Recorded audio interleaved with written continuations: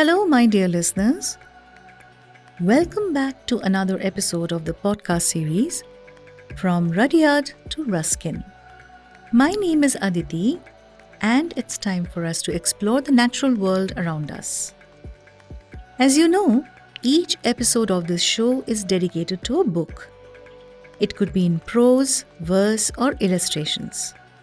From children and young adults to grown-ups and elders, I'll find a book for everyone.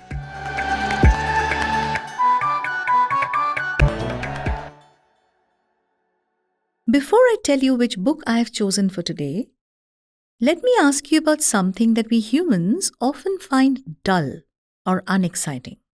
No, I'm not referring to Monday mornings.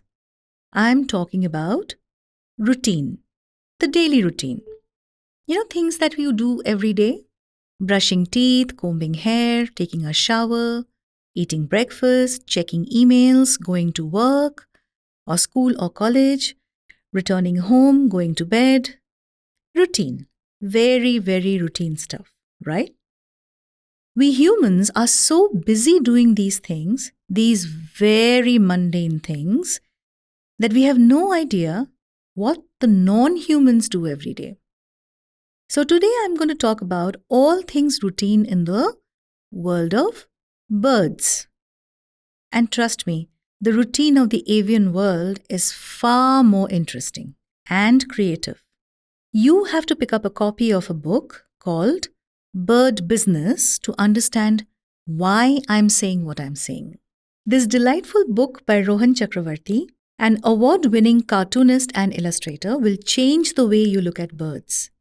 It is a beautifully illustrated and worded journey into the world of 100 birds from the Indian subcontinent.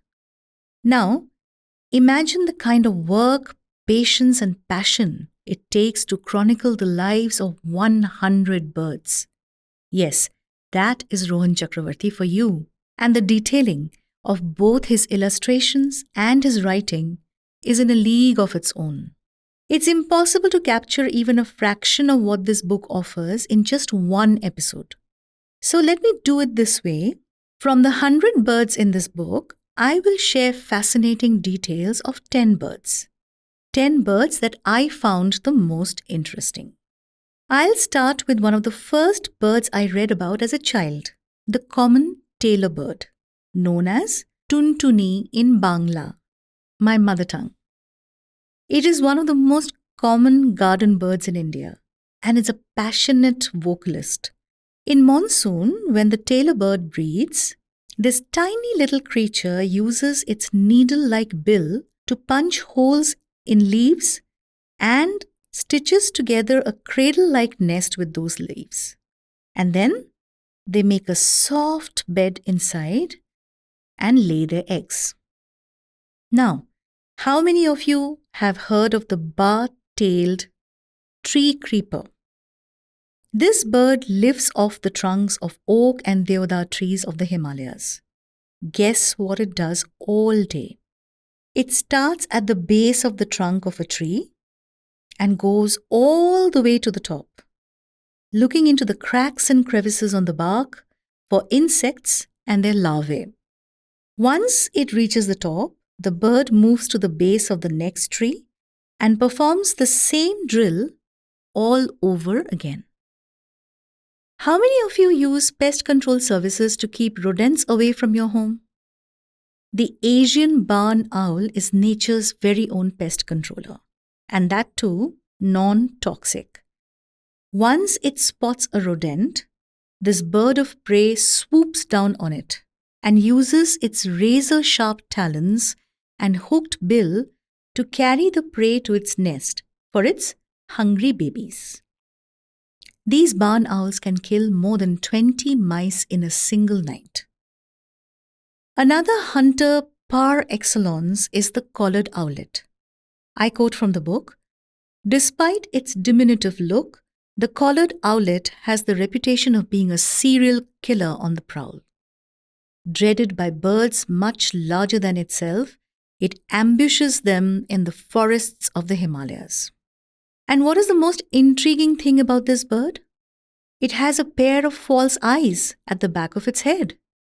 So, when the owlet is carrying its prey to the perch, these pair of false eyes help in keeping away any other predator which is planning to snatch its meal. Can you imagine a pair of eyes at the back of your own head? The smallest bird in the book and in India is the Nilgiri flowerpecker, and it loves the mistletoe. The ripe mistletoe fruit is the flowerpecker's favorite snack. And this bird's love for the fruit ensures a bright future for the mistletoe plant. How? Now, the seed of the mistletoe is inside a very sticky fruit. So when the flowerpecker eats the fruit, the sap sticks to its beak. Now, to get rid of the sap, the bird rubs its beak against the bark.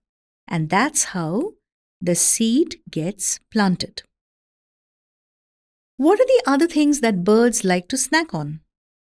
The large spotted nutcracker, or the Kashmir nutcracker, which is actually a crow, loves pine seeds. So why is it called a nutcracker? Because of how it cracks open a pine cone for the pine seeds. It holds the cone in its talons, then hammers it with its bill and breaks the shell open. Now, listen to this part. Nutcrackers bury seeds in the soil in preparation for the long winter. And its brain has long-term spatial memory, which helps the bird find the seeds even when the ground is covered in snow. Have you ever enjoyed stealing from someone else's lunchbox? Well, let me tell you, it's great fun. Now, there are some very smart snatchers in the forests too. And one of them is a fine mimicry artist known as the greater racket-tailed drongo.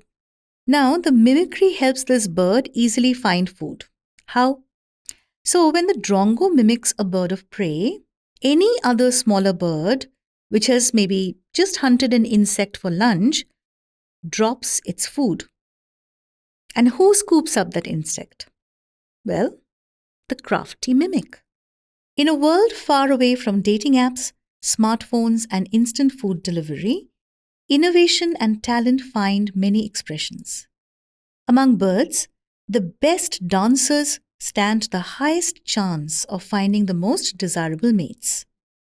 This is what makes the courtship dance of the Sarus crane, beautifully depicted by the illustrator, one of the best I have seen.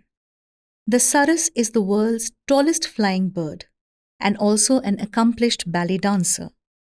When the female Sarus joins the courting male in the grassland or paddy field, the couple mates for life.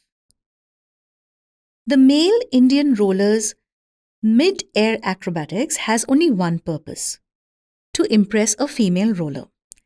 Now, the male roller performs perfect somersaults in air, showcasing the bright blue spots on its indigo wings. The lady roller's task is well defined: picking the best stunt artist for herself.